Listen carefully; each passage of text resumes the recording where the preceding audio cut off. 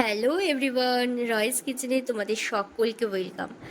আমি তো নিয়ে চলে এসেছি আবারও এক নতুন রেসিপির সাথে। কই সব চিকেন লাভাররা, যারা চিকেন খেতে ভীষণ ভালোবাসো আমার মতন, তাদের জন্য নিয়ে আসলাম আজকে এক নতুন ধরনের ভিন্ন স্বাদের চিকেন ড্রাই ফ্রাই। খেতে অসম্ভব টেস্ট হয়েছিল। এবার চলো রেসিপিতে যাওয়া যাক।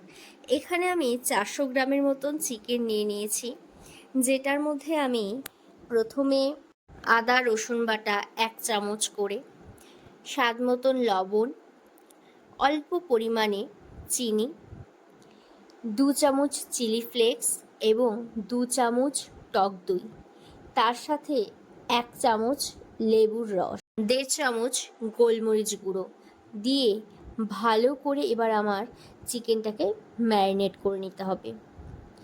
ভালো করে ম্যারিনেট করে মোটামুটি ওই 40 থেকে 45 মিনিটসের মতন ঢাকা দিয়ে রেখে দাও।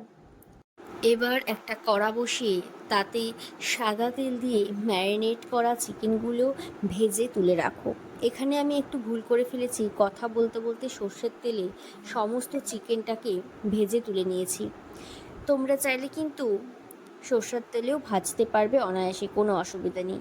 তারপর লো আঁচে রেখে চিকেনগুলোকে বেশ সময় ধরে লালচে করে ভেজে তুলে রাখো। আর ম্যারিনেশনের সময় যেই চিকেনের থেকে জলটা বেরিয়ে গেছিলো, আমি ওপর থেকে সেই জলটাও দিয়ে দিয়েছি। যখন ভাজতে ভাজতে হালকা একটা স্মেল বেরিয়ে আসবে, ঠিক সেই সময় জলটা দিয়ে দেবে। ব্যাস, তারপর আবারও বেশ ভাজা করে চিকেনগুলো নামিয়ে নাও। তারপর ওই কড়াতেই আবারও বড় চামচে 2 চামচ সাদা তেল আর 2 চামচ ঘি দিয়ে আগে থেকেই কুচনো 2টো পেঁয়াজকে ভাজতে দিয়ে দাও। কিন্তু পেঁয়াজটা কিন্তু হালকা ভাজা হতে হতেই সেই মুহূর্তে কুচনো টমেটো, ক্যাপসিকাম এবং লঙ্কা দিয়ে দাও। দিয়ে হালকা ভাজা হয়ে গেলেই সেই মুহূর্তে স্বাদ মতন লবণ আর সামান্য একটু চিনি দিয়ে হালকা করে ভেজে নাও। আর কোনো ভেজেসগুলোই কিন্তু বেশ লালচে করে ভাজার একদম দরকার নেই। এরপর 1 চামচ লাল লঙ্কার গুঁড়ো কালার আসার জন্য দিয়ে দাও। তারপর অল্প একটু সামান্য পরিমাণে জিরে গুঁড়ো দিয়ে ভালো করে কষিয়ে নাও। তার মধ্যে 1 চামচ টমেটো সস আর 1 চামচ সজওয়াইন সস দিয়ে ভালো করে কষিয়ে নাও।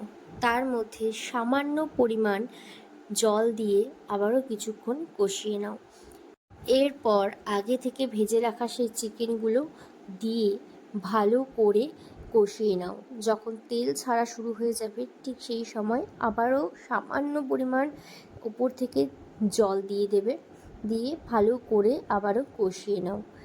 তারপর মোটামুটি 10 থেকে 12 মিনিট কষানো হয়ে গেলে তার মধ্যে ধনেপাতা কুচি আর কসুরি মেথি দিয়ে নামিয়ে নিলে কিন্তু রেডি হয়ে যাবে আমাদের এই ভিন্ন স্বাদের চিকেন ড্রাই ফ্রাই।